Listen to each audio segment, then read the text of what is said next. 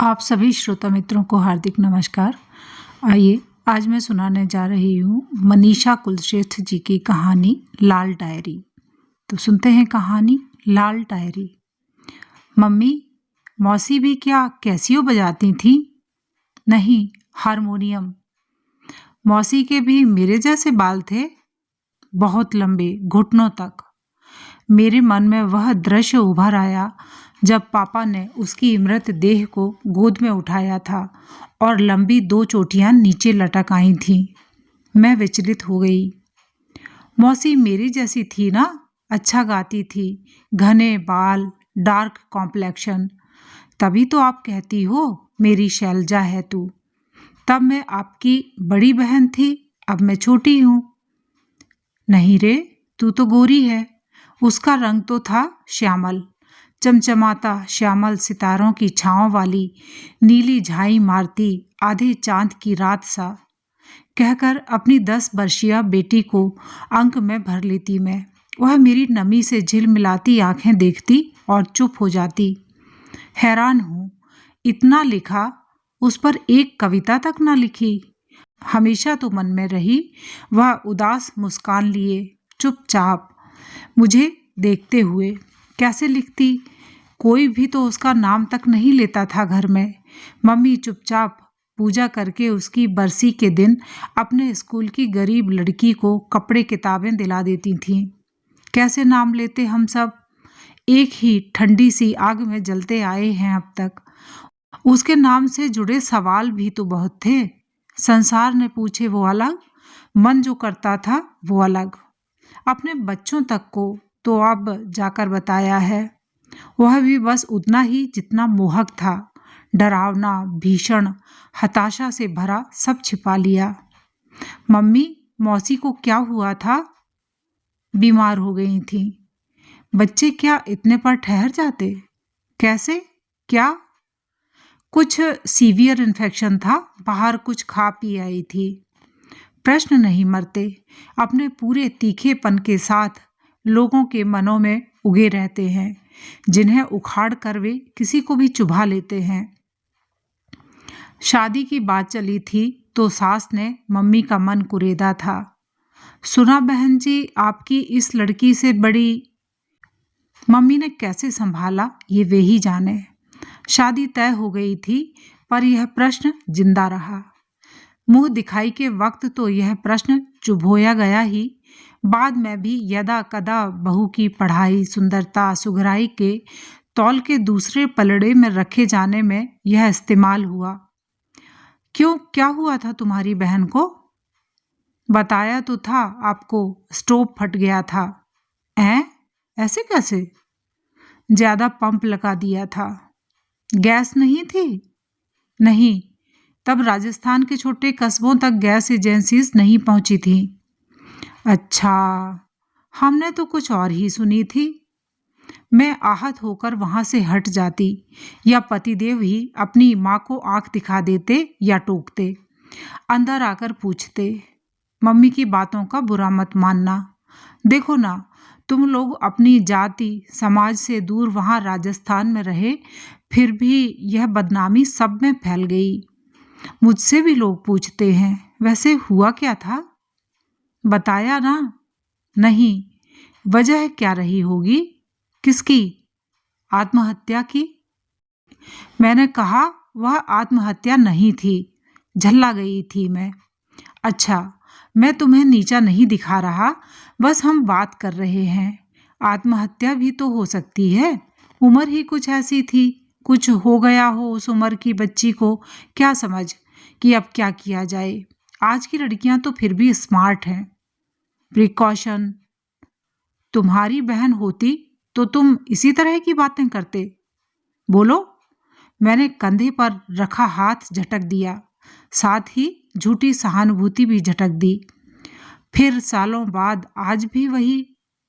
क्या कर रही हो? खीर बना रही थी। किस लिए? बस यूं ही। ये स्कूल यूनिफॉर्म और किताबें। आज 12 नवंबर है। ओह, पर मन्नू तुम छोटी हो, वह बड़ी बहन थी तुम्हारी। तुम नहीं, तुम्हारे माता पिता भाई को करना हुआ यह सब तो। सच कहूँ तो जिस उम्र में वह चली गई तब वह 17 साल की थी। मैं आज 36 की हूँ। मुझे तो वह अब छोटी ही लगती है। उसकी छवि वैसी ही मन में स्कर्ट, ब्लाउज, छोटा टॉप और बेल बॉटम पहनने वाली कम उम्र उदास आंखों वाली शैलजा, जिसे नीतू सिंह, ऋषि कपूर की फिल्में बहुत पसंद थीं। मेरी आंखें तरल हो जाती। चलो, जिस बात में तुम्हारा सुख। वैसे ऐसा क्यों कर बैठी वह? आज तो कितने उपाय हैं गर्भपात कराने के, अब तो गोलियां तक आ गई हैं। तुमसे किसने कहा कि? लोगों ने। मुझसे ज्यादा लोगों पर विश्वास है। मुझे मम्मी की बात याद आ रही है। मन्नो रास्ते भर एम्बुलेंस में कहती रही, पापा बचा लो, मैं मरना नहीं चाहती। मैं अगले साल आर्ट्स लेकर पढ़ूंगी और पास हो जाऊंगी। पर अब मैं इन बातों पर झल्लाती नहीं। बस भरे हुए घाव फिर हरे हो जाते हैं। पूरा दिन बस जाने किस अन्य मनस्कता में सीला सीला सा गुजर जाता है जब वह याद आती है। सच पूछो तो अपने घाव अपने ही होते हैं। उन्हें खुद ही चाट चाट कर साफ करना होता है। रात को पार्टी है। यह पार्टी शब्द अब अटपटा सा लगने लगा है। यहाँ फौज में रहकर कुछ ज्यादा ही इस्तेमाल होता है। यहाँ माना होती भी बहुत है, पर जितना होती है उससे ज्यादा घिसा जाता है यह शब्द, अंदर और बाहर दोनों के द्वारा। आपके यहाँ तो बहुत पार्टीज होती होंगी। बच्चों को इस शब्द में छिपी हुई व्यर्थ की रंग उड़ी चमक और दिखावे और अर्थहीनता से बचाना बहुत मुश्किल है। उस पर समय की बेजा बर्बादी। मन भीषण रूप से उदास है। ऐसी उदासी जिसे बहुत अपना भी नहीं समझ सकता। वह बहुत अपना इसे PMS, प्री मेंस्ट्रुअल सिंड्रोम, या अकेलेपन की हताशा से ज्यादा कुछ नहीं समझ सकता। पर जाना ही है ऑफिशियली। फौज में कुछ शब्दों को इस्तेमाल करके यूं चपटा कर दिया जाता है कि उन पर हंसी आने लगती है। वही मैस, वही बरसों पुरानी सजावट, वही लोग, वही लिबास, वही मेकअप, वही बातें, वही मजाक। दुई अर्थी जुमले नए हैं तो SMS, जोक और मोबाइल फोन। बाकी आदिम प्रतिक्रियाएं तो वही हैं। फ्लर्टिंग आजकल फैशन में है। अंग्रेजी की महिला उपयोगी पत्रिकाएं फेमिना और कॉस्मोपॉलिटन्स बाकायदा इसके गुर सिखाती है। विवाहितों अविवाहितों दोनों के लिए स्ट्रेस रिलीवर का काम करती है फ्लर्टिंग। शादी के पेपर वेट के नीचे दबाकर रखी आदिम भावनाओं को जरा हवा देती है यह फ्लर्टिंग। सीधे सीधे तो आप अन्य स्त्री या पुरुष के साथ कुछ कर नहीं सकते। यह हल्का फुल्का खेल ही सही। यह खेल एक तरफा नहीं होता। शारीरिक भाषा के माहिरों का खेल है यह। हल्दी लगे ना फिटकरी, रंग तो है ही सुर्ख आकर्षण का। मेरी अन्य मनस्कता का ग्राफ नीचे ही नहीं आ रहा। पति को देख रही हूँ बाकायदा उछल उछल कर बेसुरे स्वर में गाते, सोए गोरी का यार बलम तर से। फ्लर्टिंग जारी है। मेरी ही सहेली आंखों के मंच पर लघु नाटिका चल रही है। अजीब सी स्क्रिप्ट है। फ्लर्टिंग की समझ सको तो समझ लो, समझना चाहो तो, नहीं तो उपेक्षा कर दो। अंताक्षरी का बेसुरा खेल खत्म हो चुका है। कहीं अनाउंस हुआ है मेरा नाम। मेरे दिमाग पर शैलजा ही छाई है। वह लाल रैगजीन के कवर वाली डायरी याद आ गई है। शेरो शायरी और फिल्मी गीतों से भरी। सरगम के नोट्स भी उसमें लिखे रहते थे। एक किशोरी का छोटा सा संसार, एक सांवली लड़की की दबी कुचली भावनाएं। मुझे कुछ गाना है क्या? मैं मंच पर अपनी झीनी उदासी लिए हतप्रभ खड़ी हूँ। क्या गाऊं? पति को प्रश्नवाचक दृष्टि से देखती हूँ। वह ग्लास लेकर बार के पास खड़े हैं। सब उन्हें मुड़कर देखते हैं। एक खीस भरी है उनकी आंखों में। अभी कुछ वक्त पहले की मस्ती हुल्लड़ मेरे नाम पर घनेरी ऊब और खीज से भरा है। वही डायरी कहीं जहन में खुली है। लाल डायरी, जिसके पहले पेज पर साहिर का कोई बारहा सुना जा चुका शेर लिखा था। मेरे महबूब कहीं और मिलाकर मुझसे, अगले पर अमृता प्रीतम की कोई नज्म, फिर कुछ फुटकर शेर, फिर फिल्मी गीत रेडियो पर सुनकर उतारे हुए। वह गाना बीच के किसी पन्ने पर था, वही पेज जिसके सामने वाले पेज पर आंधी फिल्म का गाना लिखा था, तेरे बिना जिंदगी से कोई। हाँ, मुझे पेज दर पेज याद है। वह डायरी करीब 10 साल, हाँ और ज़्यादा तक मेरे साथ रही थी, जब तक मैंने खुद ने आत्मघाती प्रयास कर स्वयं को अस्पताल तक पहुंचा दिया था।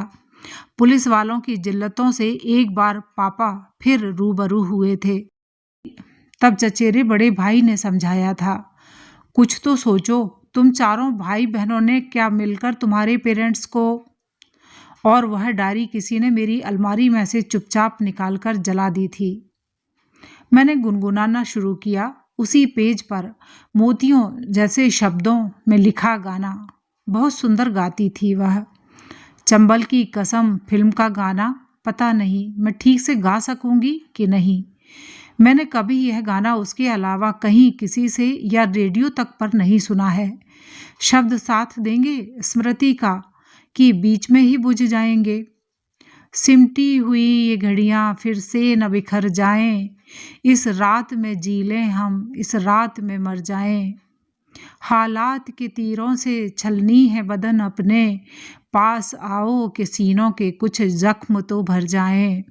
तुम शाने पे सर रख दो, हम बाह में भर जाएं, सिमटी हुई ये घड़ियां। जब ढलक आए गाल तक आंसू तो गाना बंद करना पड़ा।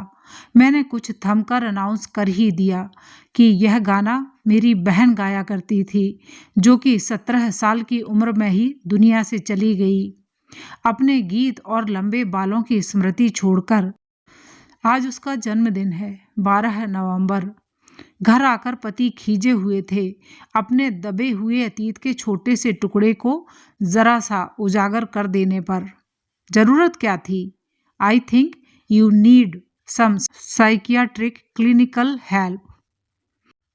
अभी आप सुन रहे थे मनीषा कुलश्रेष्ठ जी द्वारा लिखी हुई कहानी लाल डायरी। कहानी आपने सुनी, इसके लिए आपका बहुत बहुत धन्यवाद। नमस्कार।